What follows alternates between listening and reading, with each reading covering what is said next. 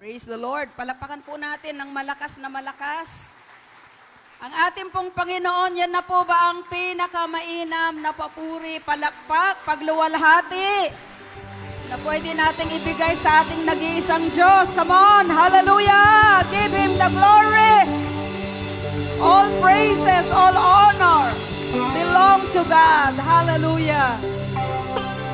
Napakasarap pong awitan, purihin ang ating Panginoon, lalo na po kapag ang binabanggit natin, lahat ng tuhod ay luluhod, lahat ng labi ay magsasabi na siya ang Panginoon.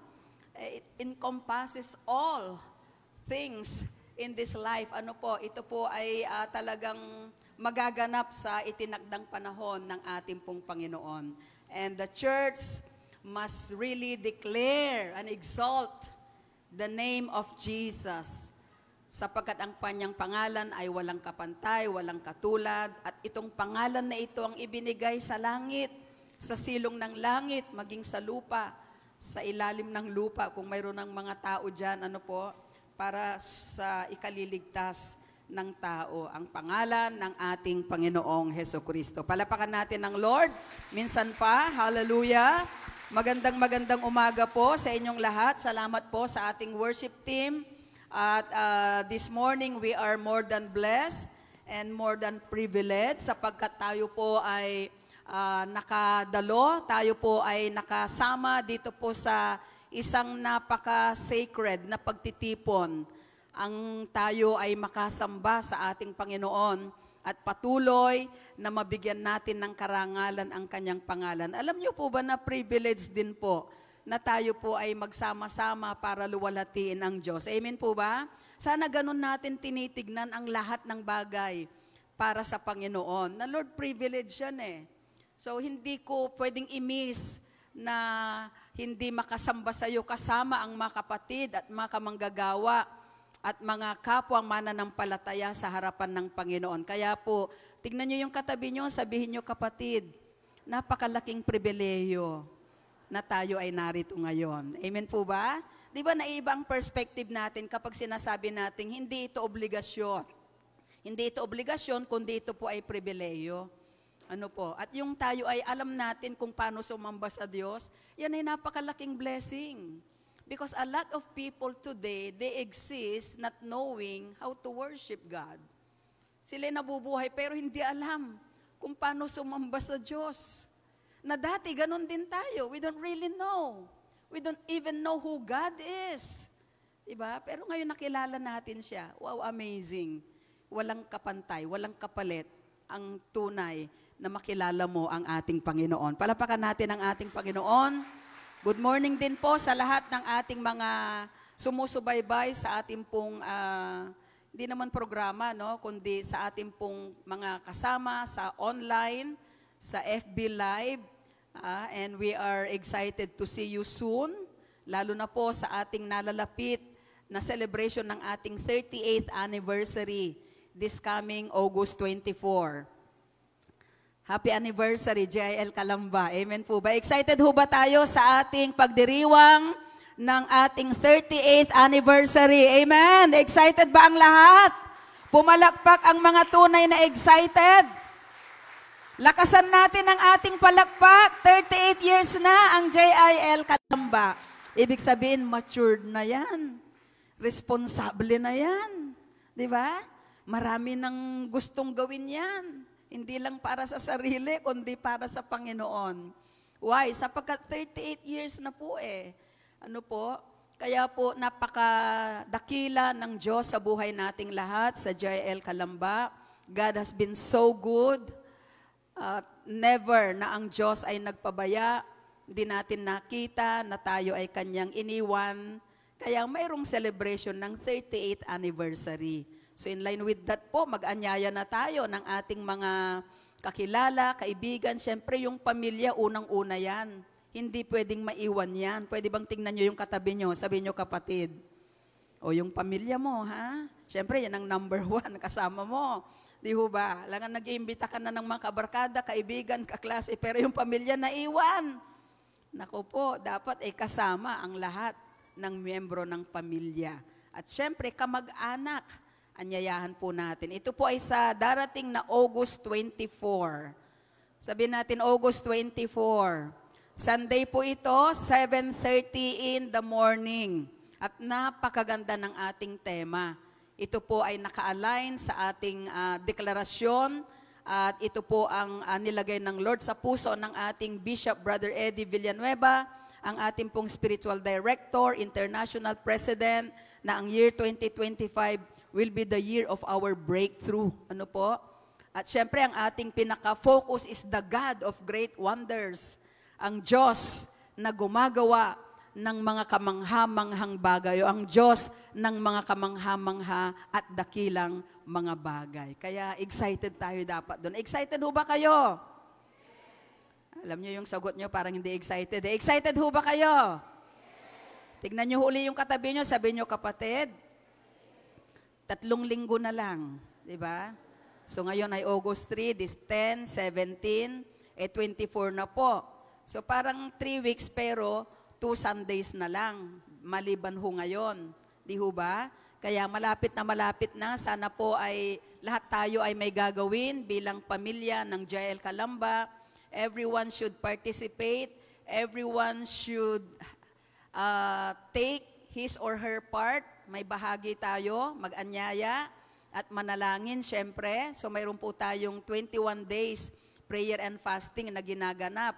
Ano po, gusto ko nang bigyang din ito, ano po, para sa ganun ay hindi natin makalimutan. Nagsimula na ho yan noong August 1 at ito po ay hanggang 21. So 21 days prayer and fasting. Bakit ho tayo may fasting pa, Pastora? Central to lang naman, sanay na tayo dyan, lagi namang napupuno. Ano po, 38 years na naman, alam na natin ang mga bagay-bagay patungkol sa celebration ng anniversary. Hindi po.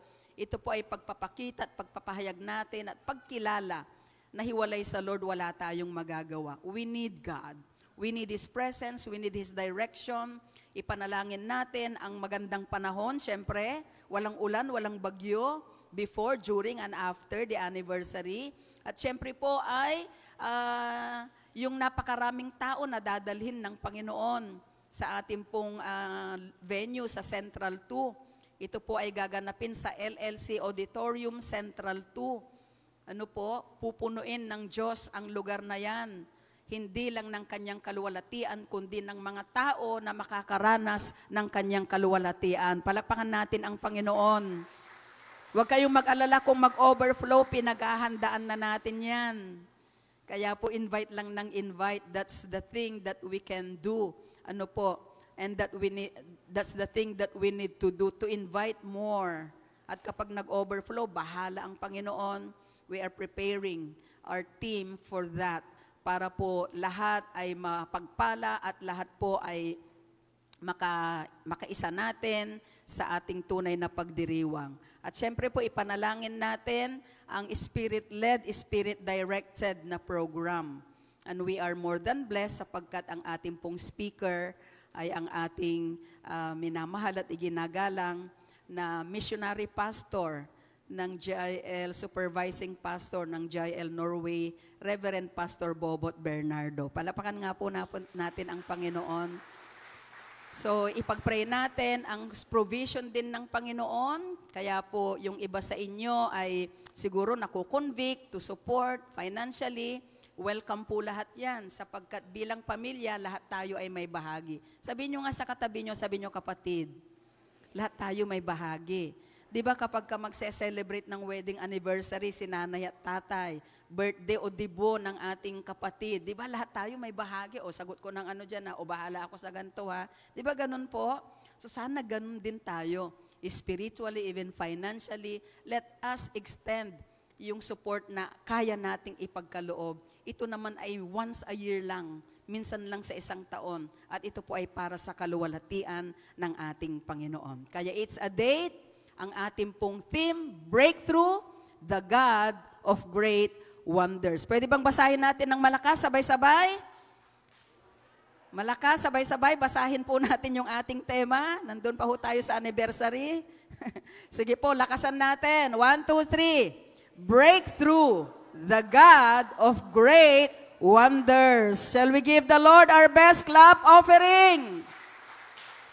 LLC Auditorium, Central 2, August 24, 7:30 in the morning, Sunday po ito. Okay po. So ngayong oras na ito, darako na po tayo sa pag-aaral ng salita ng Panginoon.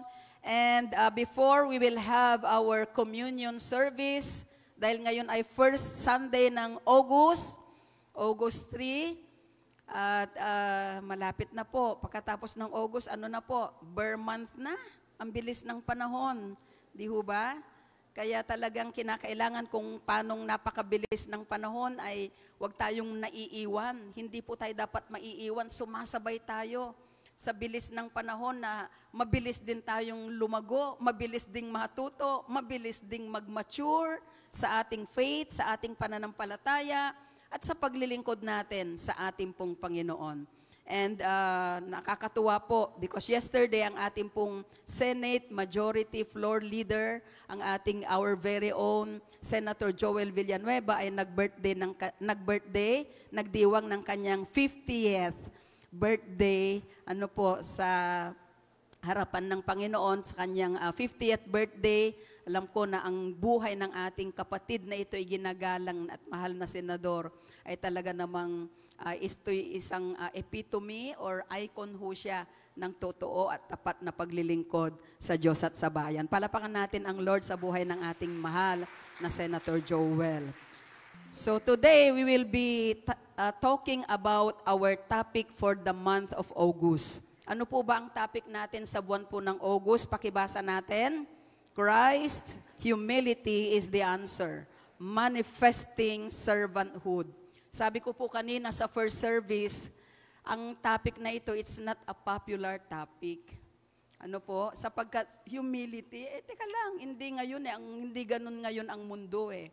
Servanthood, teka lang. 'Di ba? Hindi po yan popular na topic. Kaya minsan din ho, kapag ang topic ay ganyan, parang inaantok ang mga Kristiyano. Pero dito sa Jael Calamba, gising na gising tayo. Amen po ba? Makikinig tayo sapagkat ito ang nais ng Diyos para sa ating mga buhay. Ito ang susi upang higit pa na tayo ay makapagbigay ng iba yung karangalan at kagalakan sa puso ng ating Panginoon. Palapakan po natin ang ating Panginoon. Sabi ng mundo, live for yourself. Do what you want. Put yourself first. Ang generation na ito ay kilala sa pagiging self-entitled. No? Kilala po sa pagiging sensitive. Yung self lagi ang iniisip. Kaya nga selfish. Kaya nga selfie. Yan po ang generation na ito. Pero ako naniniwala kapag Kristiyano ka na, hindi ka kabilang doon. Kaya pakisabi sa katabi nyo, kapatid, hindi ka kabilang sa mga selfish. Selfish. Ano po? Parang ayaw nyong sabihin sa katabi nyo. Pakisabi po ulit, hindi ka kabilang doon. Sapagkat tayo po ay mga Kristiyano, tagasunod ni Kristo. At pag-aaralan po natin ang topic na ito, ang mga bagay na ito na itinuturo ng salita ng ating Panginoon. And this is the wisdom of the world, yung do what you want, put yourself first, similar to the mindset of the Romans during Jesus' time, where power and self-advancement were the goals. Yan po ang namamayagpag sa panahon po ng Panginoon. Lalo na ang mga Romans, kasi talagang sila po ay powerful. Sila po ay, kumbaga, kinikilala ng mga panahon na yon. Sila po ang leader. So, yan po ang kanilang sitwasyon. But Jesus chose a different path. Pero si Jesus, pinili niya yung ibang landas. At yan ay ang landas ng kapakumbabaan at landas ng paglilingkod. At yan din po ang ituturo at itinuturo ng Panginoon sa ating lahat. In His humility, Jesus shows us there's greatness in being the least of all. Tignan po natin ang John chapter 13. John chapter 13, shall we all read? Sabay-sabay. I am your Lord and teacher, but I wash your feet, so you also should wash each other's feet. 15, sabay-sabay. I did this as an example for you. So, you should serve each other just as I serve you. 16, believe me, servants are not greater than their master. Those who are sent to do something are not greater than the one who sent them. And verse 17, you know these things, if you know these things, great blessings will be yours if you do them. Palapakan nga po natin ang salita ng ating Panginoon. Ano po? So, sa ating pong maikling introduction, alam niyo po, ito po kasing John chapter 13, bago po ang John chapter 13, ang John chapter 11, dito yung gumawa si Jesus ng miracle na he raised Lazarus from the dead, di ho ba? Binuhay niya si Lazarus mula sa mga patay, kaibigan niya ang pamilya ni Mary, ni Martha.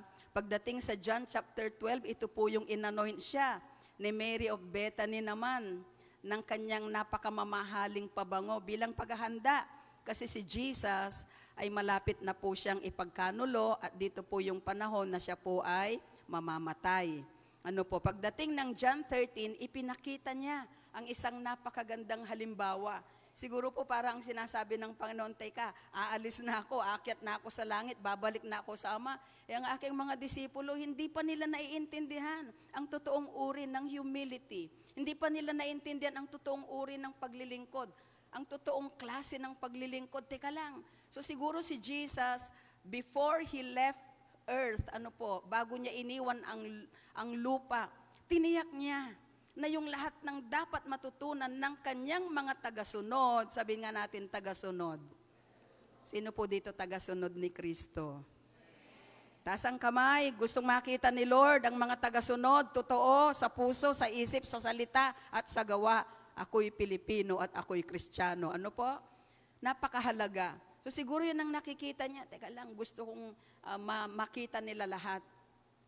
Gusto kong ituro. So, itong humility that is tied up with servanthood. Ano po? Kapag may humility, may servanthood. And vice versa. Kapag may servanthood, may humility. Hindi pwedeng tayo po ay naglilingkod na wala yung kapakumbabaan. Dahil ang mangyayari po niyan ay tayo po ay mabibigo sa ating mga mithiin na mabigyan ng kalugudan ng ating Panginoon. Ganon din po, kapag ka may humility, ang kasunod nun ay gusto mong maglingkod. Di ba? Gusto mong mas unahin yung kapakanan ng iba, interest ng iba. Ganon po yun eh. Di ba? So ang Diyos, He resists the proud, but He gives grace to the humble. Pero sabi ko nga kanina, it's not a popular topic. It's not a popular thing. It's not a popular word to be humble. Lalo na nandito tayo sa mundong ibabaw na ito. And therefore, Christ is telling us, teaching us something that is so significant as far as we are concerned na mga tagasunod, followers, and disciples ng Panginoon. And Jesus showed us that serving others and humility go hand in hand. Magkasama po yan, hindi pwedeng magkahiwalay. And while the act of washing feet is specific, the core message is about adapting a servant's heart and attitude in all aspects of life. Dito po kasi hinuhugasan niya ang paa ng mga alagad. Can you imagine, noong panahon po nila, di ba, wala hong kotse, wala hong tricycle, walang motor, walang kuda, walang e-bike, di ba? Wala ho, naglalakad ang mga tao at milya-milya ang nilalakad at nakasandals lang. Yan po ang background po. O yan po ang kultura, yun po ang sitwasyon ng mga time na yon, di ba? Walking in sandals on the roads of Israel in the first century made it imperative that feet be washed before a communal meal. So hinuhugasan talaga ang mga paa.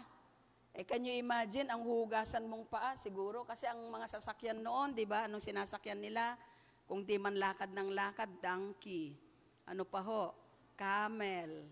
Eh, syempre, magkasama na dyan yung kung hindi siguro puno ng dumi ng hayop, dumi ng hayop, ang kalsada, puro alikabok yan. Di ba? Puro alikabok. Sa Israel, madalang naman yung pag-ulan.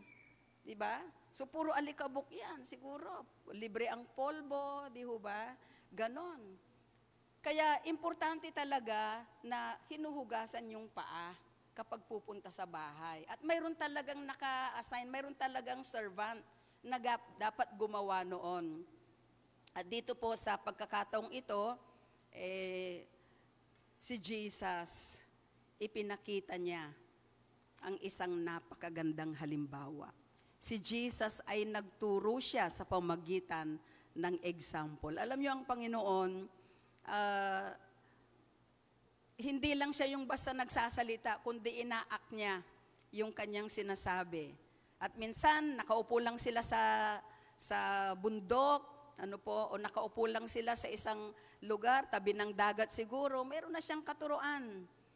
Gusto niyang ituro yung faith, kinuha niya yung buto ng mustasa. Nakakita po kami nung nasa Israel. Buto ng mustasa, pinakamaliit na buto. Pero kapag ito ay lumaki, pinakamalaking puno of all the garden plants na pwedeng humapon po ang mga ibon. So makita natin na si Jesus ay talagang, He wants to train His disciples. He wants them to live up ang lahat ng natutunan nila sa Panginoon. And ang mga tao po, kapag sila po ay kumakain, naka-recline sa table. Mababaw yung table, kaya ang mga paa nakasalampak, kitang-kita ang paa. Kaya kitang-kita kung madumi. Di ba? Minsan kaya tayo naka-close shoes kasi, hindi ako nakapag-pedicure, nakapagpa-pedicure. Noon walang pedicure. Pwede bang tignan niyo yung katabi niyo, sabi niyo kapatid? Matipid noon, walang pedicure, di ba? Ngayon may pedicure, manicure, lahat. Ang mahal, di ba? Mahal mang buhay ngayon. Dahil ang daming mga lahat babayaran, etc. Pero noon wala. So ito po ang sitwasyon nila. So kitang-kita, and the feet were very much in evidence. And then Jesus rose from the Last Supper and began to wash the feet of His disciples. He was doing the work of the lowliest of servants. Ginagawa niya. Siguro nung tinitignan niya, sabi niya, walang magbo-volunteer na maghugas ng paa. So si Jesus tumayo, pagkatapos ng kanilang meal, kinuha yung towel, tapos kanyang itinali sa kanyang bewang, tapos kinuha yung planggana, the basin, nilagyan ng tubig, at saka niya tinawag isa-isa ang mga disipulo at hinugasan ang kanilang mga paa. Mayroon pong lesson na itinuturo ang Panginoon. Mayroon pong mga principles at kapahayagan na gusto ko pong banggitin sa inyo ngayong umaga. Una po, number 1, tignan muna natin itong 1 Peter chapter 2, verse 16, para po maging jumping board natin, para mas higit nating maunawaan itong mga susunod na mga slides na pag-aaralan natin. Pwede ba nating basahin ang 1 Peter chapter 2, verse 16. You are free people. Lakasan natin. But you are servants of God. So, do not think, because I am free, I can do any bad thing that I want to do. Ang sabi po sa Tagalog, mamuhay kayong tulad ng mga taong malaya. Sino po dito pinalaya na ng Panginoon? Taas ang kamay ng mga pinalayang tunay ng Panginoon. Subalit, huwag niyong gawing dahilan sa paggawa ng masama ang inyong pagiging malaya o ang inyong kalayaan. Sa halip, mamuhay kayo bilang mga alipin. Sabihin niyo alipin. Servants of God. Binigyang emphasis ni Peter, you are free people, malaya na kayo, pero tandaan nyo, servants din kayo ng Diyos. Kayo din ay lingkod. Kayo huwag niyong gagamitin ang inyong kalayaan para gumawa ng mali. Bagkos, kayo ay maglingkod sa Panginoon at maglingkod sa isa't isa. Tignan po natin, kapag ito po ay tumanim sa ating isip, sa ating puso, nakarating sa ating puso. Ano po kayang prayer ko kanina, Lord, lubos naming maintindihan ang mensahe mo. Lubos kaming lumalim sa araw na ito. Huwag maging ordinaryong Sunday, ang August 3, sa pag-aaral namin ng isang napakahalagang mensahe. At yan ay ang pagiging mapagpakumbaba at tunay na paglilingkod. Yun po yung aking panalangin sa Panginoon. Why? Sapagkat kahit dumalo tayo ng dumalo, ano po, at patuloy tayong magpuri, mag-share sa ating Panginoon, o mag-pray sa ating Panginoon, sumamba sa ating Panginoon, hindi po kumpleto kapag hindi naman natin nagagawa ang isang bahagi ng pagkakatawag ng Diyos sa atin. And that is to serve the Lord. Kaya niya ipinakita yung example ano po. So tignan po natin 4 na bagay na aking nakita dito po sa John chapter 13, beginning verse 14 to verse 17. Number 1, pakibasa natin. Jesus' entire ministry was marked by His humility and servanthood. Basahin natin ang verse 14. I am your Lord and your teacher, but I wash your feet, so you also should wash each other's feet. This is representative of Jesus' entire ministry. Ang ministry ng Panginoon, ang tatak ay humility and servanthood. Tanyo po, nung siya isilang sa pasabsaban, di ba? Pwede naman siyang isilang sa Inglaterra, Buckingham Palace ng England, di ba? Doon sa White House ng Amerika, pwede namang sa Malacanang Palace ng Pilipinas, pero hindi po siya doon isilang. Actually, walang puwang, walang lugar para kay Jesus. Wala pong nagbubukas ng kanilang mga pintuan para sa Panginoon. Di ba?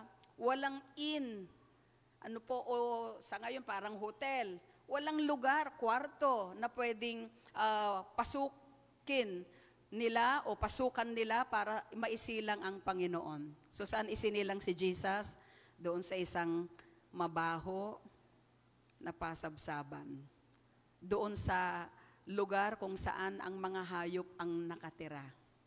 Doon pa lang makikita na natin yung humility.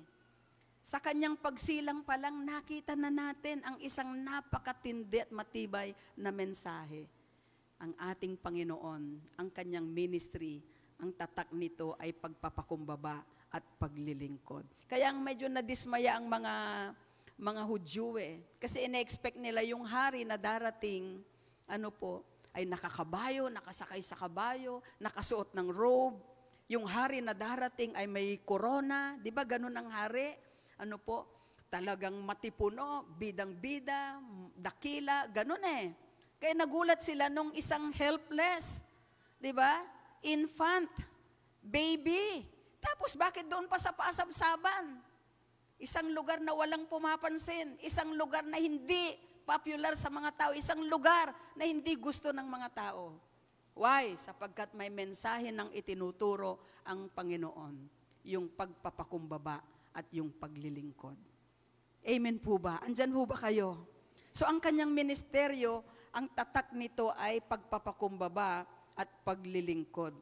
And this washing of feet na ginagawa niya is a picture of His ultimate mission. Ano ba yung ultimate mission ni Jesus? Ang kanyang ultimate mission ay siya ay ipapako sa krus. Mamamatay sa krus. Actually, ito po ay journey na niya Malapit na siya na ipako sa krus. Ang John chapter 13. Na siya ipapako sa krus, siya ay mamamatay sa krus dahil tutubusin ang mga taong makasalanan. Bakit siya mamamatay sa krus? Para tayo po ay mapatawad sa ating kasalanan. Paglilingkod, ultimate mission niya. Manifestation, ultimate manifestation ng kanyang great service to people, to humanity, ang mamatay sa krus ng Kalbaryo upang ikaw ay mapatawad, upang ikaw ay mabuhay, upang ikaw ay mapagpala, upang ikaw ay magmana ng buhay na walang hanggan. Grabe po. A picture of His ultimate mission to serve through His humble death on the cross. Na doon sa krus, hinuhugasan niya ang ating mga kasalanan. Nilalait siya ng mga tao, hindi nila alam. Yan ang susi. Yan ang kailangan gawin ni Jesus. Kailangan niyang pagtagumpayan. Tinutokso siya ng kaaway, di ba? Nung siya'y nasa garden. Para ang Panginoong Jesus, i-give up na niya at hindi na siya sumunod sa Ama. Tignan niyo kung si Jesus, hindi na siya sumunod. Hindi na siya namatay doon sa krus ng Kalbaryo. Alam niyo po kung anong itsura natin ngayon o kalagayan natin? Wala tayong pag-asa. Tignan niyo yung katabi niyo. Sabi niyo, kapatid, huwag kang malungkot. May pag-asa tayo dahil sa ginawa na paglilingkod ng ating Panginoong Hesukristo. Dahil sa kanyang pagpapakumbaba. Ano po? Tayo po ay mayroong kaligtasan. Blessing po yun. Di ho ba? So mas malawak, mas malalim na pagkaunawa nito pong tinatawag na humility and servanthood na ipinakita ng Panginoon. After washing His disciples' feet, which is an act of love, sabi ko nga kanina, an act of humility and an act of service, He encourages us to follow His lead and serve one another. Ini-encourage din naman tayo ng Panginoon na sumunod sa Kanya dahil tayo ay disipulo. Pag sinabing disciple, followers of Jesus, alipin ng Panginoon, tayo yon. Ang mga Kristiyano, pagiging Christian, isa lang ho yan sa pangalan natin bilang mananampalataya ng Panginoon. But one also of our titles, is disciple. Tingnan nyo yung katabi nyo, sabi nyo, kapatid, hindi ka lang Kristiyano, disipulo. Amen? Disipulo ng Panginoon. At anong ginagawa ng disciple? Ano po ang ginagawa ng isang servant? Naglilingkod sa kanyang master. Sinong ating master? Si Jesus. Diba? Ang ating master ay ang ating Panginoon. So sa scriptures, napakaraming mga verses. We can see so many verses in the scriptures, in the Bible, that calls upon us to be a humble people. To be humble people. Marami po. Sabi nga ng James, sabi ng salita ng Panginoon, ang sino mang nagmamataas ay ibabagsak ng Panginoon. Pero ang sino mang nagpapakumbaba, itataas ng Panginoon. Sabi din ng Book of Peter, di ba? Those who exalt themselves shall be abased, but those who humble themselves shall be exalted. Principle yan ng kingdom. Alam nyo ba yon? Prinsipyo ho yan ng kaharian ng Panginoon. Ang daming mga paradoxes, mga kingdom principles, ibang-iba sa prinsipyo ng mundo. Katulad ho ng, if you give, you will receive. Yan po ay kingdom principle ho yan. Pwede bang tignan nyo yung katabi nyo, sabi nyo, kapatid, pag nagbigay ka, mawawalan ka. Ay, hindi ho. Sige ho, ulitin natin. Kasi yun ang kaisipan natin pag nagbigay, mawawalan, maghihirap, maghihikaos, nawalan ako, nagbigay ako Pakisabi, ulitin natin yung tama, sabihin natin, kapatid, pag ikaw ay nagbigay, lalo kang pagpapalain. Yun ang totoong kingdom principle. Amen? Kapag ibinaba mo ang sarili mo, nagpakumbaba ka, itataas ka, baligtad, Diba? Sa mundo, o kung gusto mong yumaman, kabig lang ng kabig. Diba? Pero hindi ganun ang principle ng Lord Kung gusto mong itaas ka, maging sikat ka, itaas mo sarili mo, apakan mo yung iba. Diba? Gawa ka ng masama. Pero hindi ganun Ang prinsipyo ng Panginoon, ikaw ay magpakumbaba at ikaw ay itataas ng Panginoon. Palapakan natin ang ating Panginoon. So with that, pupunta ho tayo doon sa pangalawa. Jesus set an example for us to follow. Verse 15. Pakibasa natin ang verse 15. I have given you an example. You should do the same for others as I have done to you. Binigyan ko kayo ng halimbawa. So ganun din ang gawin nyo. Yung ginawa ko. Ipinakita ng Panginoon yung path na dapat nilang tahakin. Kung ito ang tinatahak ng mundo, pasikatan, pagalingan, lahat ng uri ng kayabangan, ng arrogance. Pero sabi ng Lord, dito kayo sa daan na ito. Masikip, mahirap, may sacrifices. Pero yan ang tamang daan. Yan ang daan patungo sa buhay na walang hanggan. Yan ang daan patungo sa tinatawag na kaluwalhatian. Ano po? Parang sinasabi nung sa Matthew chapter 7, if I'm not mistaken. Matthew chapter 7 verse 13. Dumaan kayo doon sa makipot na daan, pero ang dulo nun ay buhay na walang hanggan. Pero kapag pinili nyo yung malawak na daan, di ba? At maraming dumadaan doon, nagsisiksikan. Kaya dahil doon, lahat pwede. Pwedeng 5 asawa, 3 asawa. No? Pwede doon ang mga butangero, basagulero. Pwede doon ang mga, diba? Lasinggero, babaero, sugalero. Pwede lahat doon, nagsisiksikan, ang dami doon. Kukunti dumadaan sa masikip na daan, yung pagsunod sa Panginoon. Pagpapakumbaba, pamumuhay ng maayos, pamumuhay ng tama, pamumuhay ng matuwid, paglilingkod sa kapwa. Kukunti dumadaan daw doon. Tanyo po, tama po? Matthew chapter 7, verse 13. Pero dito sa malawak na daan, maraming dumadaan. Pero ang dulo nun ay kapahamakan. Dahil nagsisikuan pa doon, siksikan, nag-uunahan. Pero kapahamakan. Kaya po ang pamumuhay Kristiyano, hindi talaga laging bed of roses. That's why kanina pa lang binanggit ko, it's not a popular topic. Diba? Yung paglilingkod sa Panginoon kasi may sakripisyo. Pero tandaan natin, mas mainam na ang direksyon na tinatahak natin ay ang sinasabi ng Panginoon. Sapagkat, ang sabi ng John 14:6, siya ang daan, katotohanan, siya ang buhay. Walang makaparoroon sa Ama maliban sa pamagitan ng ating Panginoong Hesukristo. Dumaan tayo sa tamang daan, sa katotohanan, at buhay ang ating mararanasan. Tignan po natin ang sinasabi po ng next slide. Pakibasa nga po natin. We cannot set any parameters in measuring service to God. It is always anchored in our love for Him. Therefore, you can only serve God when you fully understand and live in the attitude of loving Him and caring for those He cares. Paano natin masusukat yung tinatawag na meaningful service? Hindi dun sa dami ng ginagawa mo rin, kundi yung sa bawat ginagawa mo, bawat pagtupad sa ipinagagawa ng Panginoon, nandun ang pag-ibig. Ang sukatan ay yung loving service, pagmamahal, udyok ng pag-ibig. Kasi marami din namang masisipag Pero, naman ako lahat na gumagawa nito. Nagre-reklamo. Di ba? Bakit kami? Kami na nga ang prayer. Kami lagi ang nagfa-fasting, sila hindi. Di ba? So, hindi ganun Loving service. Paglilingkod sa Panginoon na mayroong pagmamahal. Kaya nga sabi ng Book of John, kung mahal niyo ako, ano ang patunay na mahal natin ng Diyos? Sumusunod tayo. Tignan niyo po uli yung katabi niyo, sabi niyo kapatid.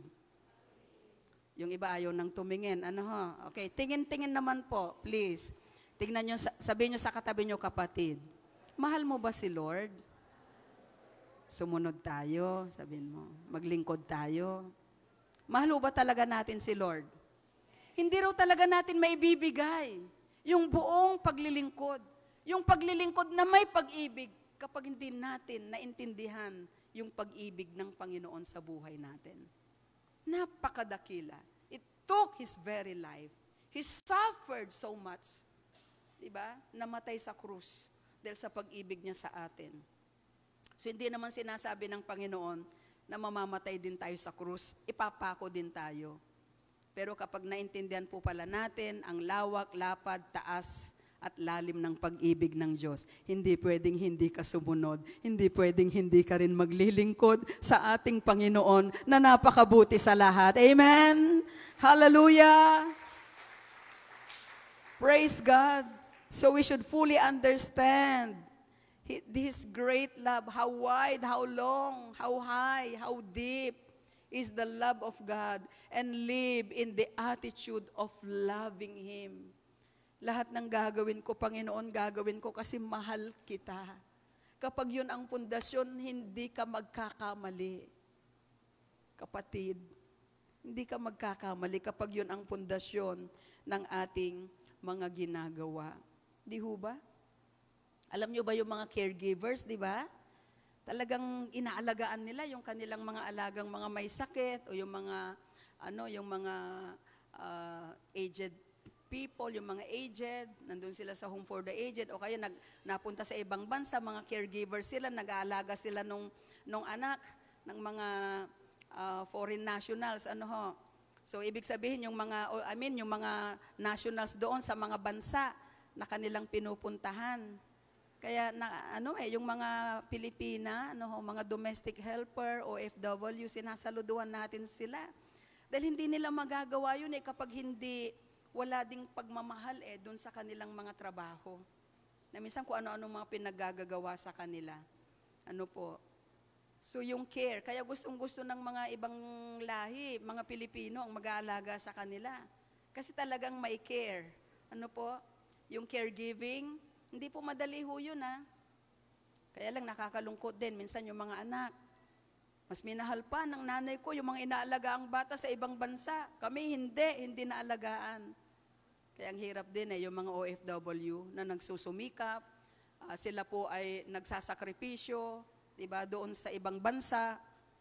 Nagkukudkud ng inidoro. Di ba? Nililinis ang mga puwet ng mga bata na kanilang inaalagaan. Tapos minsan yung mga bata, yung mga anak naman dito sa Pilipinas, nagagalit. Ang di nila alam yung pagsasakripisyo na ginagawa ng kanilang ina, ng kanilang magulang. Lahat ginagawa, tinitiis yun. Hindi madali. Sino ba ang natutuwang nagkukudkod ng inidoro? Sino ba ang natutuwang naglilinis ng mga maduduming bagay? At sa ibang bansa pa iyon. Pero ang katotohanan dahil sa pagmamahal.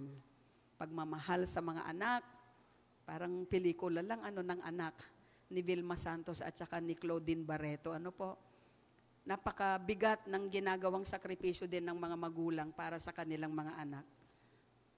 Gantihan, ipakita ang pinakamainam na pagmamahal din sa mga magulang. Bakit ko po nabanggit ito? Kasi when it comes to sacrifice, at saka yung pag ginagawa mong isang bagay, pagmamahal out of love, not out of duty, not out of obligation. Lalo na pag sa Panginoon. Are you there? Tignan nyo nga yung katabi nyo ulit. Sabi nyo, kapatid, maglingkod tayo ng may pagmamahal. Tama po ba? Malakas na palakpak para sa Lord. Christ is not interested in external deeds as such, but in a spirit of true humility, which expresses itself in deeds of love. Di yung dami, hindi yung external lang na ginagawa, kundi yung puso. Yung motivation, why you are doing the thing that you are doing. So, serving God is loving God.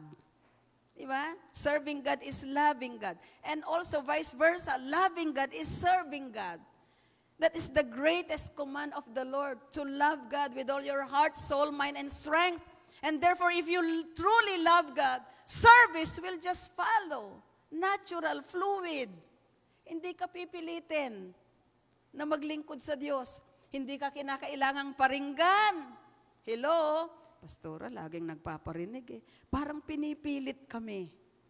Hindi po, kapag mahal mo ang Diyos, may kusa ka. Bakit? Iyan ay hindi sa tao mo gagawin. Gagawin mo yan para sa Panginoon. At lahat ng ginagawa mo para sa Panginoon, hindi mawawalan ng kabuluhan.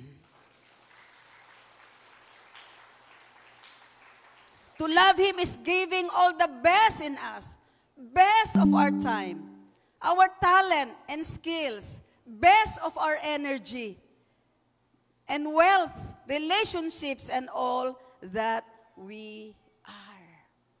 Kaya mong isuko lahat sa Panginoon. Sabi ko nga nung ako po ay nag-full-time, di ko alam kung anong mangyayari sa akin. Basta, Lord, I trust you. I believe in you. You're calling me. I will follow. Galit yung mga magulang ko. Nagalit ang nanay ko, ang tatay ko. Anong nangyari sa'yo? Ba't ka mag-full time? Ano ba yan? Hindi ko namin maintindihan kung ano yung gagawin mong full time na yan. Ikaw ba ay, tawag dito, ikaw ba ay, ano bang tawag dyan? Nadaya, naloko, ano ba yan? Sinalihan mo. Ganon sila sa akin, ano ho. Di naman natukhang, ano ho. Ikaw ba ay, nadaya? Ikaw ba ay, naloko? Bakit ka maggaganyan? Nung nagpapaalam po ako sa pag-full time. Sabi ko, Lord, basta susunod ako sa iyo. Kung tinatawag mo, umiyak po ako noon, iyak ako ng iyak. Kung tinatawag mo ako, Panginoon, susunod ako sa iyo. Maglilingkod ako sa iyo. And I know and I believe in my heart, it's God who's calling me. Sa mga pagdalo, sa mga camp training, sa importante yung nakakadalo tayo sa ganong mga activities, events Because doon nag-i-speak ang Lord sa atin. Mas nagiging klaro kung ano ang nais ng Lord. Of course, sa mga meditation. And God is calling me. I know in my heart, sumunod tayo sa Panginoon. Pero hanggang ngayon po, yung alab ng paglilingkod, hanggang ngayon, hindi na babawasan. Senior citizen na po si Pastora Virgie, pero ang isa pa rin nating delight and heart is to serve and honor the Lord in our hearts. Amen po ba? Yan lang po ang ating naisin, maglingkod pa rin sa Panginoon. Kahapon po, nagmi-meeting kami ng mga district pastors ng Laguna. At ang isa po namin, inabot na kami ng 3 oras. Kala ko mga 10 to 11 or 10 to 12 lang. Di ko namalayan, mag-alauna na pala. Di ba, naka-fasting dahil anniversary. So siguro si Brother Bong, inantay din ako, ganun pamilya, damay-damay yan So hindi rin kakain, So 1 o'clock na siguro, o pas 1 na ho kami nakakain kahapon. Alam nyo, isang pinag-uusapan namin, ayaw naming bitawan about evangelism. Training program. Papaano pa maabot ang napakaraming tao sa Calamba, sa Laguna lalo na. Papaano pa natin mapaglingkuran ang ating bayan, ang ating pong probinsya. Papaano natin mapaglingkuran ang mga Laguneños, maabot sila. Sila po ay ma-spare mula doon sa walang hanggang kaparusahan kapag hindi nila nakilala ang Diyos. Kaya alam nyo po, i-restore natin yung mga bagay na binabanggit ko noon pa, lalo na sa mga leadership trainings natin, yung barangay saturation, na yung lahat, 681 yata ang barangays ng buong probinsya ng Laguna. And we will be having our evangelism training, at ito po ay mga series of mga sessions para matuto po ang mga leaders, ang mga barangay leaders na sila pong itataas ng Panginoon para maging servant, maglingkod. At ang paglingkuran, hindi ang sarili, kundi ang paglingkuran ay ang layunin ng Panginoon para sa syudad ng Calamba at para sa probinsya ng Laguna. Palakpakan natin ang Lord. So hindi kami makabitaw-bitaw. That's our plan, that's our goal, to saturate the 681 barangays of the entire Laguna. Kasama ho ba kayo doon? O tanyo, ayaw nyo. Di ho ba? Kasi hindi nga popular yan Kasama ho ba namin kayo doon? Tulong-tulong tayo, magtuwang-tuwang tayo. Dahil yun ang gusto ng Panginoon. Si Jesus binigay niya lahat. Kung mahal mo ang Diyos, wala kang ipagkakait, wala kang ititira para sa sarili mo. Amen po ba? Amen? Hallelujah! Come on! Then, sabi diyan, no task was ever beneath Jesus, and no person ever unworthy of His love. As we follow His promptings to serve, love, and help others, the power of the Holy Spirit will abound in us. Alam niyo, ito po ang maganda. Lalo kang sumusunod sa Lord. Kasi minsan, Lord, di ko naman alam paano maglingkod. Lord, di ko naman alam paano. Lord, konti lang yung talent ko. Lord, mahina ako. Lord, wala naman akong pinag-aralan. Alam nyo, ang kailangan lang sumunod. Sabi nyo, sumunod. Maglingkod. At kapag sumusunod tayo, hindi natin namamalayan, the Holy Spirit, the power of the Holy Spirit will abound in us. Diyan po ipapakita ng Diyos yung pangako niyang, I will be with you, even unto the end of this world. As you fulfill the Great Commission, as you show and express your love for God, as you follow and obey Him by doing the Great Commission na iniatang niya sa ating mga balikat, iniatang niya sa kanyang mga disipulo at sa atin. Hindi naman tayo pababayaan ng Panginoon. Tamo, mapapansin mo, grabe, nasabi ko yung mga ganong bagay. Di ba? Ang Lord ang nagbibigay ng wisdom. Ang Lord ang nag-a-anoint. Di ba? At mga gagawin ng kamay mo, pagpapalain ng Panginoon. May sakit, gagaling, pinapagaling. Hindi ikaw yon, kundi ang ating Panginoon. Anong ginawa mo lang? Sumunod ka lang, naglingkod ka lang, at minahal mo lang ang ating Panginoon. Amen po ba? Niyakap mo ang kanyang mga layunin. Praise the Lord. At yan po ang pangako ng ating Panginoon. Walang anumang paglilingkod na ginagawa tayo na pwedeng kalimutan ng Diyos. Lahat. Pati sakripisyo mo, pati yung pagsunod mo sa Panginoon, pati yung pagla-life group natin. Sabi ko nga kanina sa first service, noon ang daming nagpapa-life group. Diba? Dito sa amin, pagka na-born again, yung pamilya namin, may prayer meeting na agad yan. Ngayon, wala. Kukunti lang ang may gusto. Hello? Bakit ho kaya? Di ho ba? Kukunti lang ang may gusto. Pero marami daw ang life groups natin. Sabi ko, nasaan kaya yun? Diba? So napakahalaga na ang ating pong mga buhay ay nakaangkla sa paglilingkod at sa pagpapakumbaba at pagsunod ng ating Panginoon. Katulad ng ginawa niya sa kanyang ama na siya ay sumunod. At tinapos niya ang layunin ng kanyang ama. Tinapos po niya yung ministeryo na ipinagkatiwala sa kanya. Napakabigat kasi hanggang kamatayan. At tignan po natin, ang pangatlo, Jesus' revelation of what true greatness means. Ipinapahayag din ng Panginoon dito po sa John chapter 13, verse 16. Pakibasa natin ang verse 16. Believe me, servants are not greater than their master. Those who are sent to do something are not greater than the one who sent them. Christ is in fact saying, if I, the Lord of glory, am prepared to take the form of a servant, actually washing and drying the feet of those who are so much lower in rank than I am, ought it not be easy for you, mere disciples, to render loving service to one another in the spirit of true humility? Ipinapahayag dyan ng Panginoon that there is greatness in genuine service. There is greatness in servanthood. There is greatness in humility. If you want to be great, sabi ng Matthew chapter 20, verse 26, if you want to be great, learn to be the servant of all. Basahin po natin, sabay-sabay po. Malakas. Not so with you. Instead, whoever wants to become great among you must be your servant. Gusto mong ikaw ang maging dakila? Ito ang sekreto. Magpakumbaba ka. Paradox. Kingdom principle.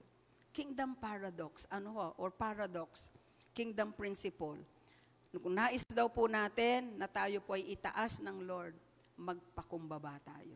Sapagkat ang nagpapakumbaba ay itinataas, ang nagmamataas ay ibinababa ng Panginoon. God resists the proud, but He gives grace to the humble. Diba? Nagngingit-ngit ang Diyos. Sabi po yan ng James chapter 4, verse 7. Diba? Nagngingit-ngit ang Diyos sa mga hambog. Pero siya po ay nalulugod, natutuwa sa mga mapagpakumbaba. Hindi naman yung pagpakumbaba na parang nakaganon tayo, na mababa tayo, hindi po Kundi hindi mo ini-impose ang sarili mo. Hindi mo isinisiksik ang sarili mo. Sabi nga kapag naanyayahan kayo sa isang okasyon, wag muna kayong umupo agad sa harapan. Pero hindi ko naman sinasabi na yung nakaupo sa harapan dito. Iba naman yung context nun. Ibig sabihin, wag mong itulak ang sarili mo. Wag mong ipus ang sarili mo. Hintayin mo yung tamang panahon. At naniniwala po ako na ang Diyos, sa patuloy po nating pagluhod, sa patuloy po nating pagdulog sa Kanya, tuturo niya sa atin ang landas para tayo po ay makapanatili na mababa ang kalooban at tayo po ay maging pagpapala sa marami at makapagbigay ng kaluwalhatian sa ating Panginoon. Palapakan nga po natin ang Panginoon. After all, a servant is not greater than his master. Sabi dyan kung siya na ating master, teacher, di ba? Teacher, di ba ang teacher ay siya yung nagtuturo? Di ho ba? Wala daw estudyante na mas mataas kaysa sa guro. Meron ho ba dyan? Wala, di ba? Kaya pagdating sa school, yung mga teacher, ang talagang parang nanay natin, sila ang guide natin, sila ang leader natin, sila sinusunod natin. Oh, hindi pwedeng may assignment. Wala, hindi ko susundin yan. Wala akong assignment. O, di bagsak ka. Di ho ba? So, ganun po yun. So, ang Diyos natin, si Jesus, of course, He is our teacher, not only a teacher, He's our master, Panginoon. And we are His servants. We are His people. At hindi mas mataas ang alipin kaysa sa master. Kung si Jesus nag-suffer, kung si Jesus sumunod, kung si Jesus nagsakripisyo, kung si Jesus nagpakumbaba, kung si Jesus tiniis niya ang lahat ng hirap, ganun din po ang inaasahan niya sa kanyang mga alipin. Minsan ang hirap talaga, kung sarili mo isipin mo, ang hirap sumunod, ang hirap gawin ito. Kasi hindi nga popular, pero mas mainam yung sumusunod. Dahil naniniwala tayo na sa pagsunod, mayroong blessing. Amen po ba? Palapakan nga natin ang Panginoon. Sabi po dyan, the measure of a man is not how many servants he has, but how many he serves. This is true greatness according to Jesus. So ito yung measurement ng greatness ng isang tao. Hindi yung dami ng kanyang pinaglilingkuran, kundi yung papaano siya naglilingkod sa mga tao. And this is true greatness according to Jesus. And this is good news, mga magulang, mga kapatid. Hindi mo kinakailangang maging pastor, hindi mo kinakailangang maging leader, para tayo ay makapaglingkod sa Panginoon. The good news is that, and this is good news because it means everyone can be great since anyone can serve. Kinig po kayo. Yung naglilingkod, ang mga pwedeng dadakilain ng Panginoon, itataas ng Panginoon. Nagpapakumbaba, naglilingkod sa ating Panginoon. Ako lang naman walang talent. Ako naman mababa lang. Ako naman walang masyadong natapos na edukasyon. Papaano ako makakapaglingkod? Papaano ako magiging great? Alam niyo po, iba't ibang paraan kung papaano ka maglingkod. Mamimigay ka ng tracts, Bible tracts, doon sa mga tao, mag-share ka ng Word of God doon sa kaklase mo, doon sa opisina nyo, kapag bakante, vacant time po ninyo, pray tayo. Gusto ko na ipag-pray. That is paglilingkod. That is paglilingkod. Ano po? At ang isang common ministry na mayroon po tayo bilang mga Kristiyano is, yung common ministry natin? Soul winning. Tignan niyo yung katabi niyo, sabi niyo, kapatid, may ministry ka na pala. Ano daw yon? Soul winning. Ano ho yon? Ministry natin lahat yon. Sabi nga ni Brother Eddie, still the number one job of the church, task of the church is soul winning. And discipleship is the heart of the Great Commission. So na soul win, as you fulfill the Great Commission, disciple them. Kaya napakahalaga ng discipleship. Yung mga na-disciple, siguro one time ay imit natin para sa ganun makasama natin dito sa tinatawag na evangelism explosion, para sa barangay saturation, para sa kingdom advancement, para sa kaluwalhatian ng ating Panginoon. Palapakan natin ang ating Panginoon. Mahina ang palakpak natin kung kay Lord yan yung mas malakas. And it's keeping our eyes, hearts, and schedules open for divine appointments. Jesus was not hurried, stressed by time, worried about what others thought of Him, or overwhelmed by a list of tasks to accomplish each day. Si Jesus, napuntahan niya yung may sakit, napuntahan niya yung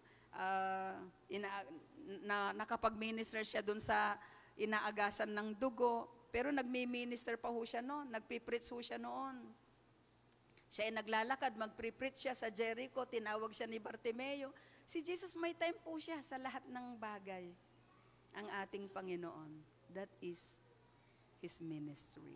Si Jesus po yun. So tayo, hindi ko naman sinasabi na wala ka nang gagawin kundi yung patungkol sa prayer, sa pagpapagaling. Pero alam nyo, kahit naman nasaan tayo, kaya nga yung isang topic natin nung nakaraan, Christ's presence is the answer. That God is present everywhere. Kapag may promptings, kapag may pag-udyok, kahit wala sa schedule mo, isasama mo yan dahil yan ay bahagi ng ministry mo sa ating Panginoong Hesukristo. Amen po ba? Hallelujah! Praise God! Nung pong nakaraang Friday, sobrang busy. Meron po akong mga bagay na ginagawa, etc. Maya-maya po, sabi ko, naku, mayroon palang may birthday na isang bata. Nung ikinasal kasi yon, wala ako. Hindi ko alam kung nasaan, wala talagang chance na pumunta. Nung i-dedicate na ako dapat ang mag-dedicate, biglang mayroon pong event, activity, water baptism natin. Kaya ngayon, nung mag-iisang taon yung bata, magbe-birthday, buti na lang naalala ko. Naalala kong gano'n. Sabi ko, parang August 1 ngayon, parang may activity. Tapos tinignan ko na yung schedule ko, true enough. Doon po sa Santa Rosa, sa Vista Mall, ipag-pray-pray yung isang bata na may birthday. Makapag-minister doon sa family. Mga magulang, mga kapatid, hindi po kaabalahan. Gusto ko pong banggitin sa inyo, yung mga counseling po na ginagawa natin, hindi po yan kaabalahan sa amin. Yan ay bahagi ng aming matapat na paglilingkod. Mahal namin, paglingkuran po kayo. Palakpakan nga natin ang Panginoon. Kaya sabi ko minsan sa mga leaders natin, huwag yung sabing, busy-busy si pastora, hindi siya pwede sa ganito. Ako po pwedeng i-message, pero syempre mas maganda para maiayos ang schedule. Kaya minsan, di ba, ipinapakita po dito, text Sister Mel, contact Sister Mel, para sa ganun may kaayusan, mapaglingkuran lahat. Pero syempre, hindi naman lahat si pastora. Pwede pong andyan sila RJ, andyan po ang ating mga CMT, pwede natin silang tawagin para po makapag-pray. Hindi lang si pastora, hindi ito one-woman show.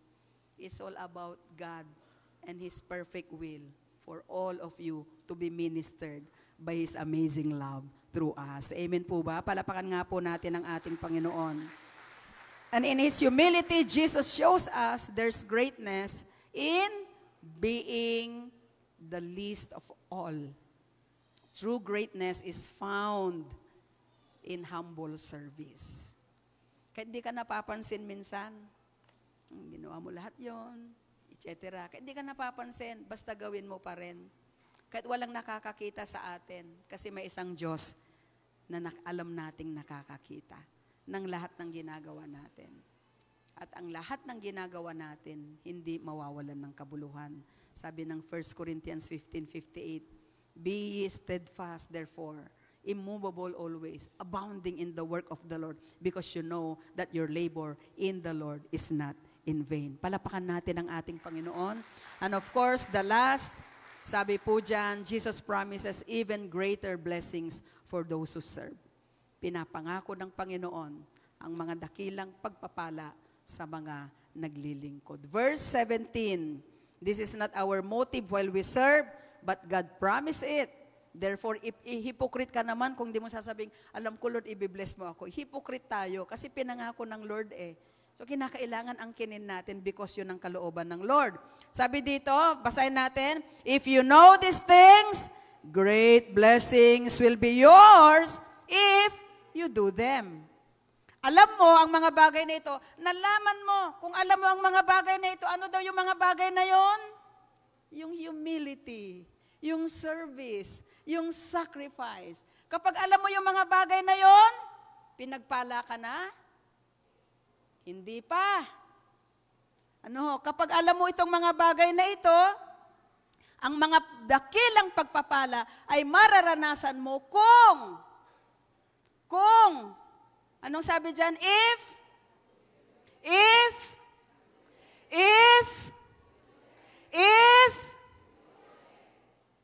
Kasi iba po yung nalaman mo lang, pero hindi mo naman ginawa. Iba yung narinig mo lang, naintindihan mo, wow, grabe no, ganyan pala. Na-bless ka, pero hindi mo naman ginawa. Ang blessing ay nandun sa paggawa. Parang pakikinig ng Word of God. Blessed are those who don't just listen to the Word, but blessed are those who don't just listen to the Word, but who practice it. Who put them into action, isinasagawa, may pagpapala. Palapakan natin ang Lord. Pakisabi sa katabi, kapatid, gusto mo ng blessing? Ayaw, ano ho? Sige ho, tingnan niyo po yung katabi niyo. Sabi niyo, kapatid, gusto mo ba ng blessing? Sabi niyo, yung lahat ng narinig natin, ngayong umagang ito, ay gawin natin. May blessing. Amen po ba? Palapakan po natin ang ating Panginoon. Praise God, praise the Lord. So, makikita natin ang ating Panginoon, He's encouraging us to live like Jesus. He promises greater blessings for those who serve. We can either serve sin or serve God. Of course, the big difference between the two is one brings salvation and the other brings eternal punishment or condemnation. There is a reward in genuine and wholehearted service. Mayroon pong gantimpala. So it's either choice mo yon, choice po natin yon. Kung pipiliin nating maglingkod sa kasalanan, sa sarili natin, sa mundo, at sa mga bagay na gusto natin, or pipiliin mong sa Diyos maglingkod. Pero magkaiba po ang consequence, kapag naglingkod ka sa kasalanan, sa sarili mo, sa mundo, mayroong kapahamakan, may kapahamakan, may kaparusahan kapag pinili natin yun. There is that eternal damnation, eternal punishment, eternal condemnation. But if you're going to serve the Lord, if you are going to choose to serve the Lord, there is salvation, there is favor, there is blessing. Palakpakan natin ang ating Panginoon. Hallelujah! Come on, give the Lord your best clap offering.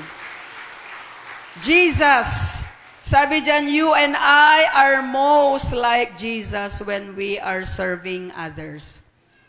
Paglilingkod. Nagiging katulad tayo ng ating Panginoon kapag tayo ay naglilingkod sa kapwa natin. Hindi yung sarili natin. Hindi natin inuuna muna yung sarili bago ang iba. Sa karanasan sa paglilingkod, maraming pagkakataon. Nung kami po ay papunta sa Dasmariñas, dalawin po yung wake nung isa nating kamanggagawang pastor, ay kakwentuhan ho kami nila Pastora na yung Pastora J. Kasi sabi ko, itong Cavite, dami kong mga experiences dito. Pauwi kami noon, hating gabi na, kasi nag-funeral service ako doon sa mother ng isa nating pastora. Pauwi kami, naligaw na kami, hindi na namin alam. Madilim. Tapos ang dinaanan na namin, parang may paganon, paganyan. At nung kami ay nakalabas, may nakita kaming street. Sabi namin, nagpray-pray kami lahat kami lang ni Brother Bong, tsaka yung isang, mayroon kaming kasamang isa At nung nandun na po kami sa may street, nagtanong po kami doon sa isang parang, of course, isang stranger, parang ermitanyo. Alam niyo po, kaya libre ang kuryente, hindi libre, ayaw nilang bayaran, at saka hindi na nakakauwi ng buhay. Walang may gustong pumunta doon.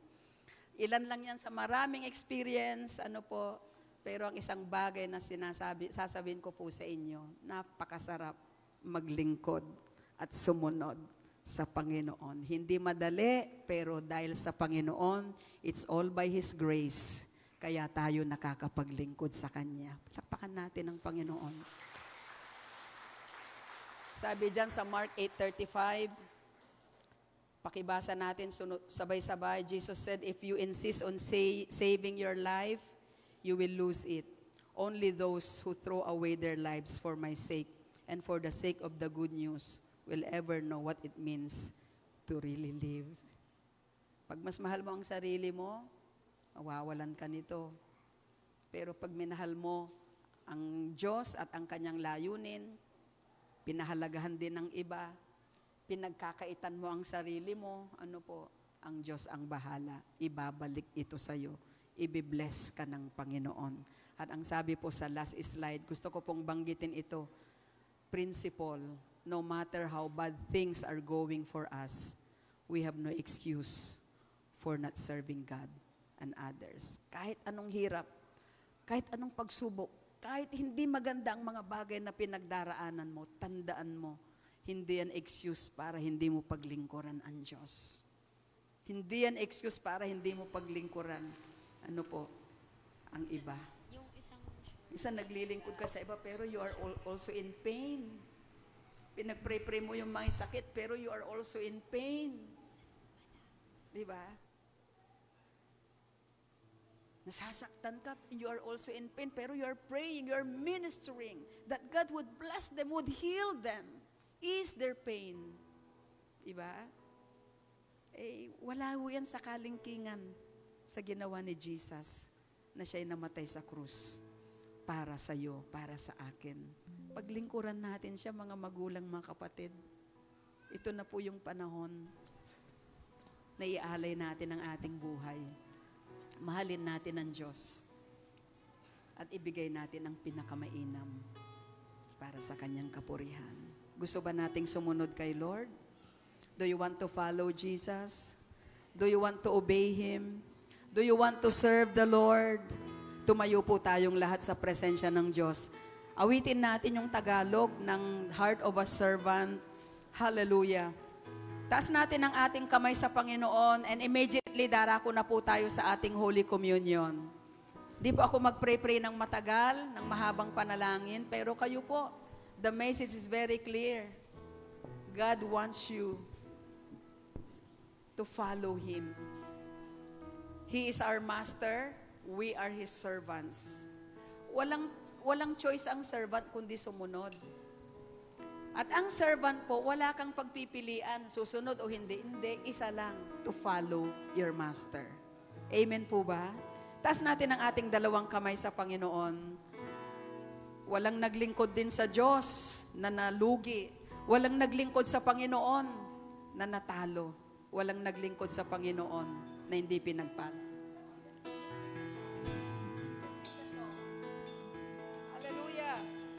Thank you, Lord. Sa iyo ako ay lalapit,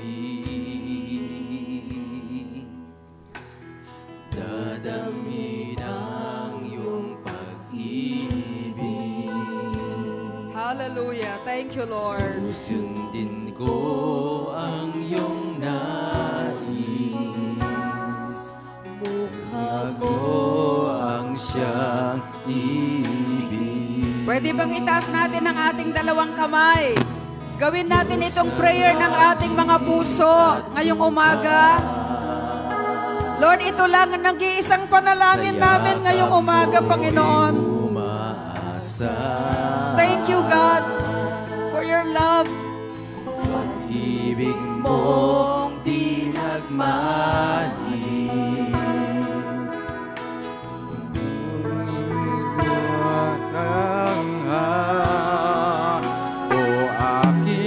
Jesus, pag-ibig buhay ko, sasama sa iyo, saan ka man tutungo. Ang buhay ko'y tanging ikaw lamang, at habang buhay pa't lilingkuran. Sa bawat araw na haharapin ko, pagmamahal mo, tanging sandigan ko. Thank you, Lord. Pusong tapat sa aking likhain,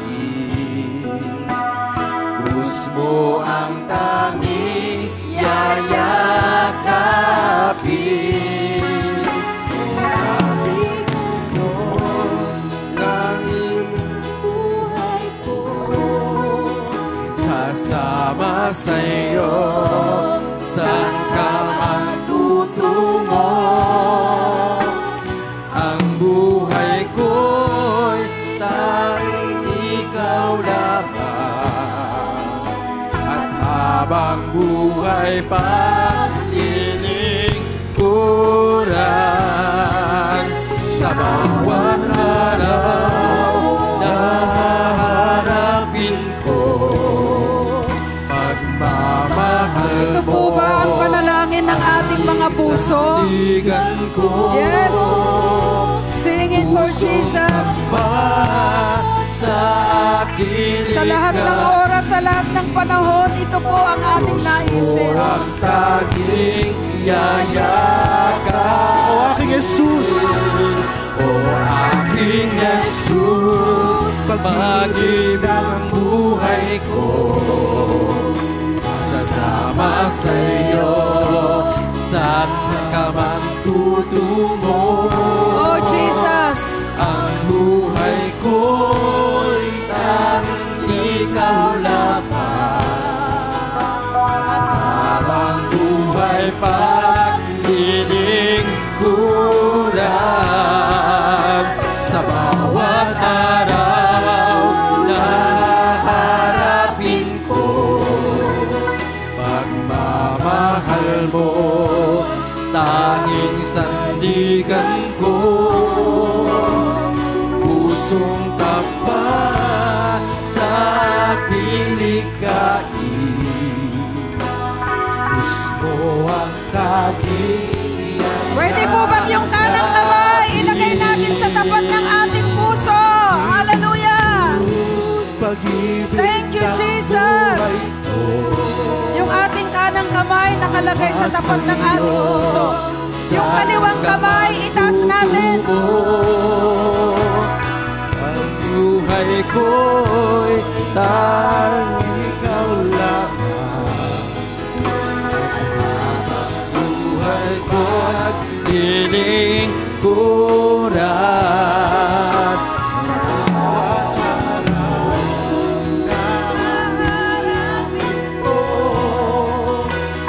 pagmamahal mo tanging sandigan ko. Pusong tapat sa aking likain, gusto ang tanging yayakapin.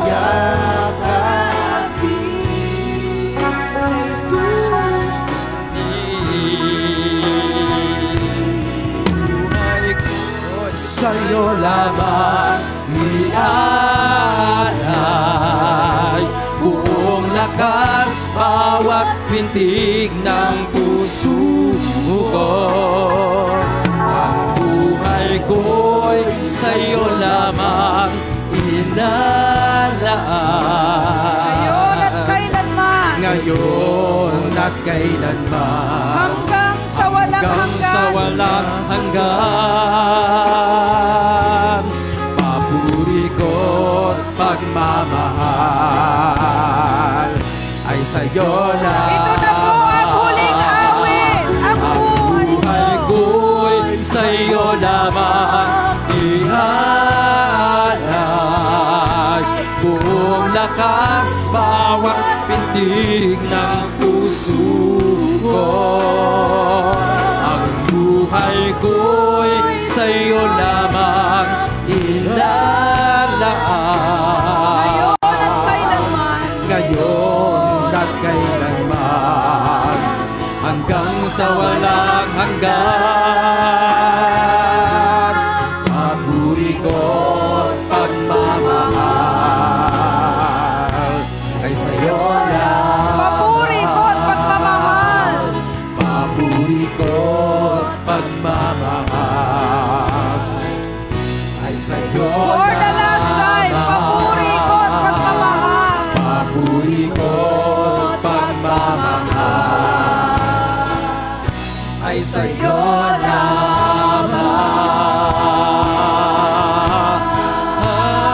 lamang. Papuri ko'y sa'yo ilalaan. Hallelujah. Oh,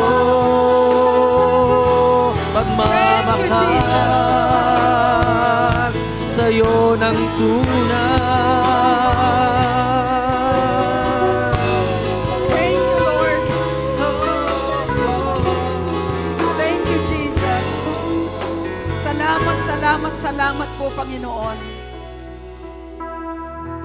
Sa aming patuloy na pagdulog sa inyong harapan, nagpapasalamat po kami sa iyong salita, sa paalaala sa amin. Ikaw ang Diyos na tunay na nagmahal sa aming lahat.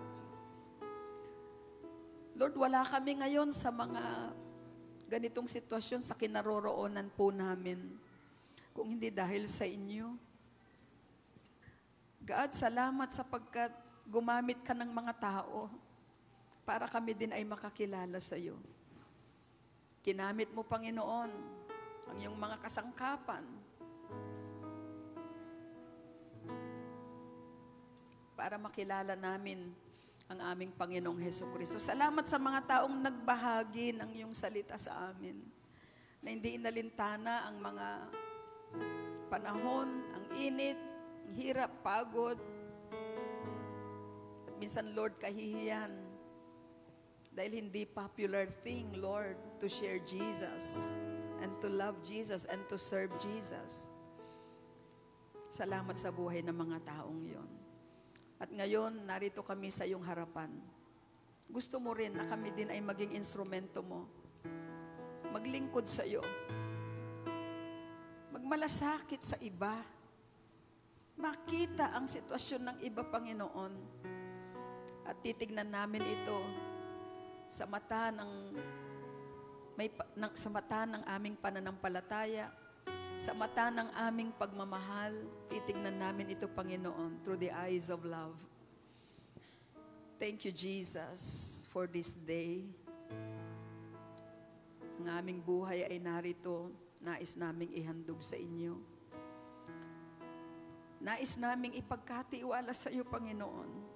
Ikaw ang aming Diyos, ikaw ang aming Panginoon. Pagharian mo ang puso namin. Bibigyan ko po kayo ng mga 1 minuto o ilang segundo. Kausapin niyo po ang Panginoon. Makipag-usap kayo sa Diyos. Yes, open your mouth and speak to Him right now. At sabihin po ninyo kung ano po ang nasa puso po ninyo. Sabihin po ninyo ang inyong commitment na, Lord, salamat sapagkat minahal mo ako. At ngayon, Panginoon, gusto kong ipadama din sa iyo ang aking pagmamahal sa pamagitan ng aking paglilingkod sa iyo. Come on, speak to Jesus. You have the time to speak your personal prayers to God. Sabihin po natin, yung mga ginagawa natin, maring sinasabi natin, kulang pa ito, Panginoon. Bigyan mo pa po ako ng higit na lakas, kakayahan, abilidad. Bigyan mo pa ako, Panginoon, ng higit na burden, pagmamalasakit. Bigyan mo ako ng higit na karunungan para mas malalim kong maunawaan ang iyong kalooban. Narito kaming lahat sa iyo, Lord, sa iyong harapan as a church. Narito po kaming lahat sa iyong harapan as a family. And we want God to say ngayong araw na mahal ka namin at kami maglilingkod sa iyo. Come on, speak. Sabihin niyo po, iparinig niyo po sa Diyos ang inyong mga panalangin. Sabihin niyo sa Panginoon ang nasa inyong puso, ang laman ng inyong puso. Thank you, Lord. Thank you, Jesus. Mahal na mahal ka namin. And we will serve you as long as we live. Maglilingkod kami, Panginoon, habang kami nabubuhay. Pagharian niyo kami araw-araw. Hindi ang kagustuhan namin ang masunod, kundi ang kagustuhan mo. Lord Jesus, sakupin niyo po kami ng iyong kapangyarihan. Salamat, Panginoon. Puspusin niyo kami ng kapakumbabaan. Puspusin niyo kami ng kabanalan. Puspusin niyo kami ng pag-ibig. Puspusin niyo kami ng tunay na pagtsatsaga. Nagtsaga ka sa amin. Panginoon, we will do the same to seek those who are lost, to share Jesus to them that do not know you. Bless your people. Bless J.L. Calamba more than ever before. sa pagharap namin sa celebration ng 38th anniversary, Lord. Ang isang tunay na great wonders. Kaming lahat ay transform. Kaming lahat, Panginoon, ay maapoy, maalab to win our city, to win our province, to win our nation for Jesus. Yan, O Diyos, ang himala, napakakadakil at kamanghamanghang himala. To make disciples, to win souls for Jesus, for your glory alone. Salamat ng marami, Panginoon. Pinupuri ka namin, niluluwalhati ka namin. At alam namin ang pangako mo na hindi mo kami pababayaan. Nasasamahan mo kami, na pagpapalain mo kami, na ibubuhos mo sa amin ang lahat ng mga himala at pagpapala sa aming buhay. Greater blessings will come Yes, Lord. to those who serve you. Amen. Bless, Lord, everyone. Bless the works of our hands. Bless our family. And bless this spiritual family of JIL. We love you. We thank you. This is our prayer.